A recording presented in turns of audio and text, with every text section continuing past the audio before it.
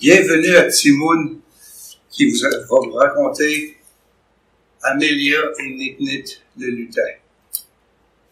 Mon nom est Bernard Paquette et je suis un conteur et compositeur amateur.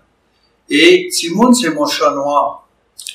Puis Timoun, je l'ai eu en cadeau, puis quand je l'ai eu, je le trouvais tellement parce qu'il arrêtait pas de miauler. Mais un jour, quand j'ai compris le langage des chats, je me suis aperçu que mon chat, en hiver, quand il ronronnait, il était un conteur. Alors, voici. Mustapha, Mustapha, Mustapha, mon histoire commence comme ça. Il y a très longtemps, les filles, les sorcières, les lutins se promenaient dans un royaume à l'autre, ils venaient sur la terre. Mais, avec la science, l'éducation, la religion, les gens ont arrêté de croire. Et en arrêtant de croire, les royaumes se sont refermés. Sauf celui des lutins, pour la simple raison que les lutins, ils étaient malins, ils étaient rusés. Puis, les autres, qu'est-ce qu'ils avaient fait? C'est qu'ils aidaient le Père Noël à distribuer les cadeaux et à les faire. Alors, ça leur permettait de rester ouverts, le royaume avec la terre, parce que les enfants croient aux lutins, ils croient au Père Noël. Et en plus, ils avaient mis un lutin sur la terre, parce que des fois, quand ils distribuaient des cadeaux avec le Père Noël, il y en a toujours un qui se perdait. Alors, il avait mis Nit-Nit, qui veut dire en langage de lutin, Tintin. Puis, lui, il était resté sur la terre, et il ramenait les lutins au royaume des lutins. Mais là, Nit-Nit, sa mission était finie. Il n'y avait plus de lutins perdus. Puis là, il vieillissait, sa magie tombait. Puis, lui, là, il était rendu trop vieux, puis il allait mourir s'il ne retournait pas dans le royaume des lutins. On va prendre une cure de jouvence. Alors, il y avait une petite ville, une jeune demoiselle, qui était orpheline et malade. Elle avait été adoptée par sa tante. Puis, elle était conteuse. Elle comptait parce qu'elle se faisait des sous pour s'acheter des bonbons. Hein. Puis, elle avait appris à lire malgré tout. Puis, elle raffolait des livres de lutins. Elle les dévorait. Tout ce qu'elle pouvait trouver sur les lutins, elle faisait. Elle avait comme compagnon un gros chat noir qui s'appelait Yeux du soir. Dans la même ville, il y avait un vieil homme. Il était tellement vieux qu'on ne savait plus quel âge qu'il était. Et on aurait dit, après un ouragan, une partie de sa bibliothèque s'était détruite, qu'à la perte de ses grimoires, il avait perdu la mémoire. Et oui, vous en doutez bien, c'était Nit-Nit. Vers une nuit, Amélia eut un songe. Et dans le songe, elle vit un lutin. Et le lutin s'appelait Tin-Nit. Puis lui, c'était le frère de Nit-Nit. Elle lui dit, Amélia, tu es un ami des lutins. Il faut que tu ramènes Nit-Nit au royaume des lutins avant qu'il soit trop vieux, puis sa magie disparaît. Si tu fais ça, on va te redonner la santé, on va redonner la jeunesse à Nit-Nit, et on va te faire un beau cadeau. Un livre magique des lutins. Mais rappelle-toi, il faut que tu partes 3 jours avant la pleine lune. Emmène le strict minimum, suis les signes, et rappelle-toi, petit lutin du matin, chasse mon chagrin, et montre-moi mon destin. Alors elle se réveilla le matin, et elle se dirigea immédiatement vers la bibliothèque. Et son chat, Yeux du soir, la suivait. Tout près de la bibliothèque, Yeux du soir vit une souris et il la prit en chasse. Il se dirigea dans les débris de la bibliothèque détruite. Et Amélia, qui aimait son chat, ne pouvait pas résister d'aller sauver son chat. Alors elle rentra sur un pan de mur, elle attrapa son chat, Yeux du soir par la queue, Et celui-ci rouspétait en hissant. Il n'aimait pas se faire tirer la queue, mais en plus, il parlait son déjeuner. Et en se ressortant, Amélie vit un grimoire, un vieux livre. Elle le prit et continua son chemin à la bibliothèque. Quand Nénite l'a vu arriver, il est devenu grognon. « Oh non! Pas encore toi! Sacre bleu, de mort bleu, de barbe bleue, de tord bleu! J'en ai plus de livres cellulaires. Laisse-moi tranquille. Je t'ai donné tout ce qu'il y avait. » Là, Amélia lui dit, « Nénite, mon vieux grincheux, écoute. Ton frère, Timbit, m'a venu me voir dans un songe. Puis il dit, faut que tu rentres au royaume des lutins. » Nénite était surpris d'entendre son nom, mais le nom de son frère. Puis il était touché. Puis il y a eu une larme à l'œil. Ça faisait tellement d'années qu'il n'avait pas entendu son nom, puis le nom de son frère. Puis il dit, en plus, j'ai trouvé un grimoire. Alors, il ouvrit le livre, le grimoire. Toutes les pages étaient blanches. Les deux se regardaient, qu'est-ce qu'on fait? Les deux, il dit, je suis sûr qu'il y a une formule magique, mais je ne m'en rappelle plus. Et là, Amélie dit, peut-être. Petit lutin du matin, chasse mon chagrin et montre-moi mon destin. Et là, les mots commençaient à apparaître sur le livre, dans le livre, et le texte. Puis, ça disait ceci. Comment retourner dans le royaume des lutins? 1. Partez 3 jours avant la pleine lune. Suivez les signes. Emmenez le minimum. Suivez le sentier des 2 rivières en la direction de la montagne aux 3 monts. Et de là, vous trouverez la rivière en langue de feu jusqu'au delta de la rivière. Et là, l'arbre qui chante vous indiquera le sentier des quenouilles dansantes. Vous devrez escalader la montagne au mont inconnu et franchir le mur sans fin. Et après quoi, vous devrez traverser le pont au-dessus du ravin puant des rêves brisés et oubliés. Prenez garde au chant des fleurs somnolentes. Et de là, vous suivrez le sentier caché à la forêt mystique. Et à la forêt mystique, vous trouverez la source aux 3 lunes où vous devrez vous abreuvoir. Ils se regardèrent les deux et disent, mon Dieu, c'est quoi cette affaire-là? Mais ils se mirent d'accord que 3 jours avant la lune, ils partiraient ensemble. Après cette journée-là, il se mit à pleuvoir, et à pleuvoir, et à pleuvoir, à pleuvoir, à boire debout, à pleuvoir des assiots. Et finalement, 3 jours avant le départ, le soleil sortit. Amélia se dirigea pour retrouver Nénite, les yeux du soir qui regardaient la boue, l'eau partout, l'air mouillé. Il dit, ça c'est pas pour moi, il restait à la maison. Alors, les 2 compagnons se dirigèrent sur le seul sentier qu'ils connaissaient, près de la rivière. Mais il y avait tellement plu qu'il y avait comme 2 rivières, un chaque côté du sentier. Alors, le sentier, une certaine confiance dans la direction qu'il prenait. Il y avait juste une montagne dans le coin. Mais le problème, c'est que la montagne avait 2 monts, pas trop. Ça leur laissait des doutes. À midi, ils virent un petit âne, un anon, qui était attaché après un arbre avec un panier de provisions. Alors, ils prirent les provisions et mangèrent et laissèrent aller le petit âne.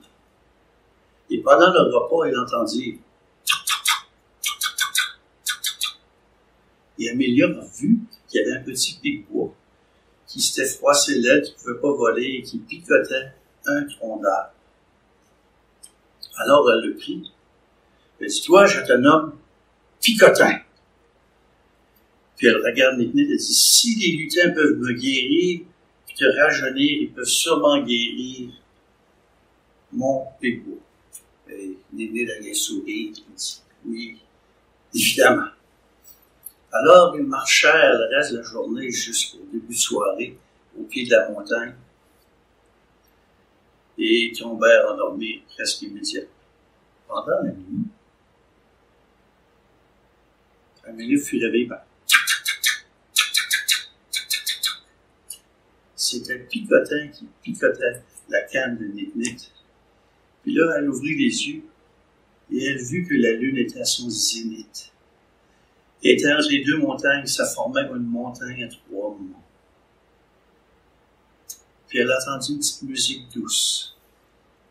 Puis, il y avait comme un sentier lumineux qui descendait du flanc de la montagne. Alors, elle secoua Nit-Nit qui ouvrit juste un œil, qui était abasourdi et épuisé, qui rouvre l'œil, y compris presque immédiatement le message. Alors, allons-y, il faut y aller tandis que le sentier est indiqué. Alors, ils se dirigèrent dans le sentier, escaladèrent la flanc de montagne, et se dirigèrent vers la musique douce. Et là, à la mi-chemin, il vit un coureur de bois. Celui-ci, c'était une personne joyeuse, il chantait. Alors, il était content de les voir. Un petit, il jasait, parlait. Puis, c'était un gars généreux, alors il a partagé ses galettes. Il dit ça va vous donner de l'énergie. Et de fait, nos deux compagnons se rendirent jusqu'au sommet de la montagne. Et là, l'effet de la galette était fini. Ouf! Ils partirent au royaume du sommeil. Au matin levant,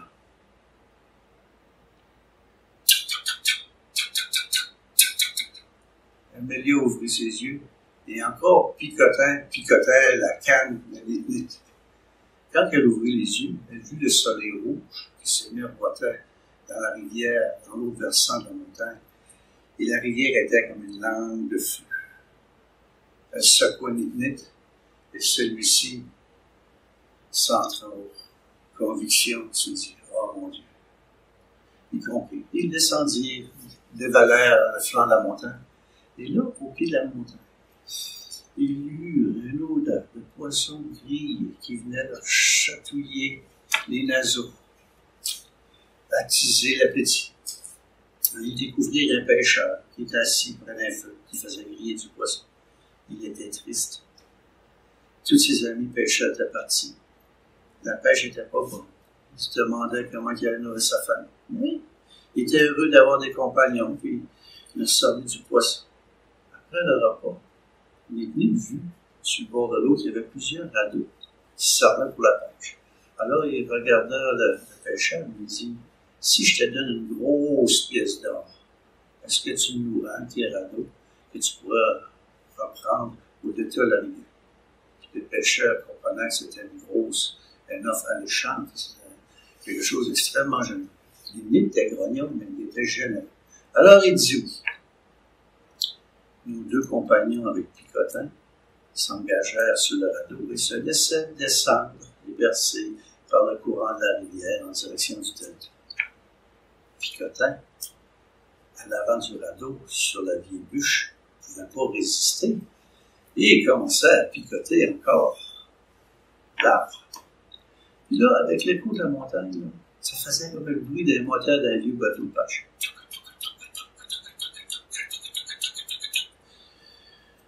Et il se rendit jusqu'au delta de la rivière, qui était en début d'après-midi. Il cherchait l'arbre qui chante. Tous les arbres faisaient du bruit, excepté un. L'herbe était très haute. Il avait peur de perdre Picotin. Alors il prit Picotin et le mit sous la branche du seul arbre qui ne faisait pas de bruit. Et évidemment, en touchant l'arbre, Picotin, la branche et ceci se cassa et tomba sur la tête de Nit-Nit. Nit-Nit l'a pris en se grattant la tête. S'il y avait une petite prune. Puis là, il regarde la branche et dit, ça pourrait peut-être faire une flûte. Alors, il souffle dedans, il sort un son strident, aigu, épouvantable. Puis là, il entend murmurer. Chemin oublié, chemin retrouvé, chemin pour les lutins égarés. Quenouille d'ensemble, veuillez vous abaisser, que le secret soit dévoilé, et que, maintenant, vous pouvez passer. C'est ce que l'arbre murmurait sans ça. Et on a vu les quenouilles se pencher à droite et à gauche, et là, il y avait un sentier de cailloux blancs qui leur indiquait le chemin. Alors, l'Ignite, Amélia, remercia l'arbre. L'arbre dit, il n'y a pas de quoi. Il dit, vous m'avez débouché le nez, maintenant je peux continuer à fredonner et à chanter. Ils continuèrent le chemin par le sentier des cailloux blancs, et plusieurs heures plus tard, une odeur de volaille flânait, qui venait encore attiser leur sens. Ils rencontrèrent un chasseur. Celui-ci, tout surpris des voix arrivées par les marais, les quenouilles d'ensemble, les reçut. Il faisait plusieurs jours qu'il n'avait pas parlé à personne. Alors, il partageait son repas. Puis, des blagues, puis il s'amusait. Mais il fut très triste de savoir que ces deux nouveaux amis se dirigeaient vers la montagne au sommet inconnu, où il y avait une muraille infranchissable. Il dit, continuez à suivre les cailloux blancs. Vous trouverez ce que vous cherchez, mais bonne chance, il n'y a jamais personne qui a traversé ça. Alors, juste en début de soirée, il arrivait au sommet. Tout ce qu'il voyait, c'était un mur sans fin. Il regardait. C'était décourageant. Comment faire pour traverser le mur? Là, Amélia, un peu triste, prenait un picotin dans ses mains, et elle le lançait pour voir s'il pouvait commencer à revoler. Puis une fois, elle a lancé tellement haut qu'il est tombé de l'autre côté du mur. Puis là, elle était au grand désespoir. Sapristi, qu'est-ce que j'ai fait? J'ai perdu le picotin. Oh mon Dieu, comment on va faire pour le retrouver? Un Ignite regardait le mur, tout d'un coup. Il regardait ses pieds, picotait, sa canne. Picotin avait trouvé la porte secrète. Il y avait un système de miroir qui cachait l'entrée. L'Ignite dit, ah, c'est vrai, nous autres, les vilains, on est malins, j'avais oublié. Alors, il traversait le mur, et de l'autre côté, il vit un campement avec un feu qui crépitait. Il y avait un vieux chevalier. Celui-ci se présentait. Il dit, je suis chevalier Tristessé. Moi, mon rôle, c'est veiller sur le pont qui surplombe le ravin puant des rêves brisés et oubliés, et que personne ne pourra traverser le pont sans ma permission. C'était le devoir de mon père, de mon grand-père, de mon arrière-grand-père, depuis toujours. Je reste ici. Alors, il était content d'avoir un compagnon parce que personne ne voulait aller près du ravin. Ça sentait les vieux bois, tout ce qui peut sentir mauvais. Mettez ça tout là-dedans, je vous assure. Là. Les rêves brisés, c'est pas drôle non plus. Fait qu'il restait jusqu'au matin. Puis là, l'Église, le matin, il dit, ouais, il faut traverser le pont. Fait qu'il se dirigeait vers le pont. Et là, le chevalier sortit sa grande épée. Et un combat calme et épée s'engageait entre Ignite et Tristessé. Là, Amélia dit, hey, mes amis, arrêtez, là. La chicane, c'est pas beau. Tristessé, pouvons-nous avoir la permission de traverser le pont? Tristessé, surpris de la question, il n'avait jamais posé ça dans toute sa vie. Ni à son père, ni à son grand-père, ni à son grand-père. Confus dans ses pensées. Il dit, oui. Ah, je pense que oui. Oui, vous pouvez traverser.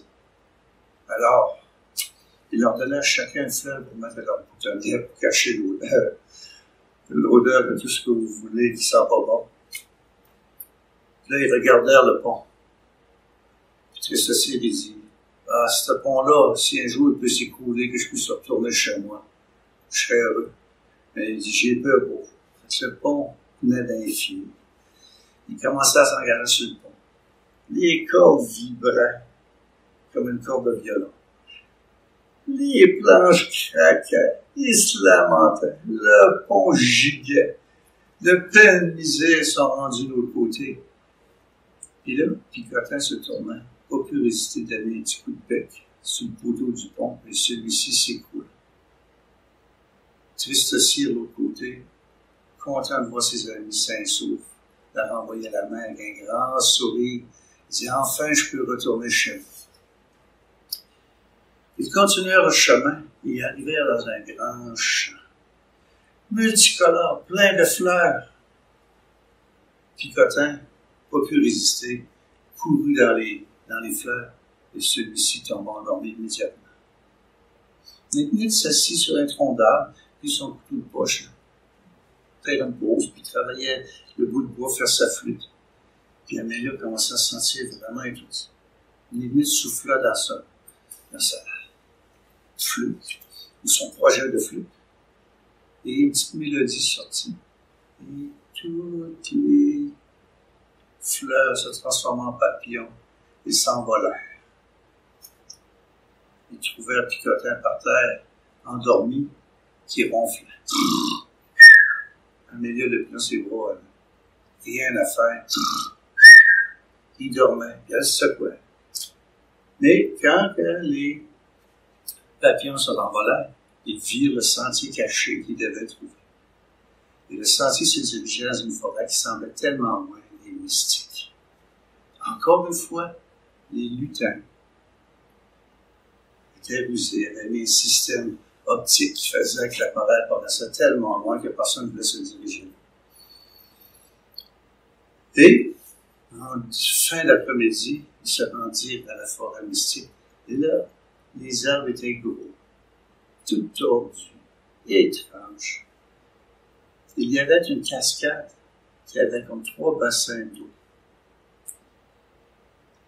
Alors Amélia prit Picotin, elle trempait dans les 3 bassins. Rien à faire, Picotin. Et il voulait pas se réveiller. La dernière énigme, c'est qu'il devait boire à la source d'eau des 3 lunes. Puis là, il ne savait pas quoi faire.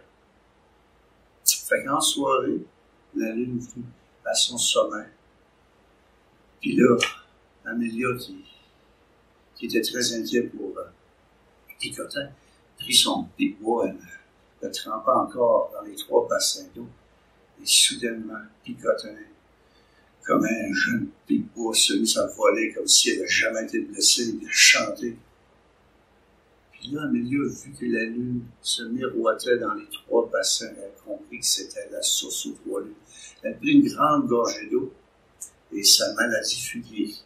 Mais quand il a vu ça, il s'est dit « Oh! » Il était prendre une grande gorgée d'eau, il est revenu un beau jeune homme, un bon gaillard, comme quelqu'un que je connais, mais je n'oserais pas dire qui. Et là, c'est comme les yeux d'Amélia, de Nip-Nip, de Picotin s'ouvrirent. Et là, les arbres se transformèrent en maisons de lutins.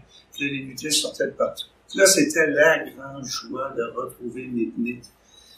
Puis Tim-Nip était là aussi. Puis là, c'était la fête toute la nuit. Au petit matin, Amélia devait retourner sur la terre. Il y a un petit lutin qui avait adopté Picotin parce qu'il avait besoin d'aide dans son atelier pour faire des petits travaux de bois. Et Picotin était associé. Puis Amélia était contente qu'il y avait un nouvel ami. Elle comprenait bien que Picotin et les yeux du soir, ça ne serait pas trop accordé ensemble. Puis là, Tim-Nip est venu lui donner un livre. Elle dit ça, là, c'est un livre magique des lutins. Tant aussi longtemps que tu vas écrire des histoires de lutins, ça va être la clé pour garder le royaume des lutins ouvert. Avec la terre, on va pouvoir toujours aider au Père Noël. Nip-Nip vut donner une accolade à Amélia. Elle lui dit, écoute, rappelle-toi, au début de l'éveil et à la fin du réveil, je serai toujours là pour te parler. Amélia se réveilla dans son lit. Aux yeux du soir, il lichait son nez avec sa langue la plus rugueuse qu'il pouvait avoir pour lui dire « Et c'était déjeuner ». Amélia fut une conteuse. Et ses enfants d'Amélia furent des conteurs et conteuses.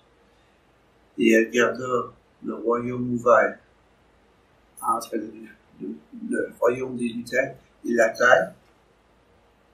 Et indirectement, on pourrait dire qu'elle a sauvé Noël parce que les lutins pouvaient continuer à venir aider le Père Noël. Mustapha, mon histoire finit comme ça.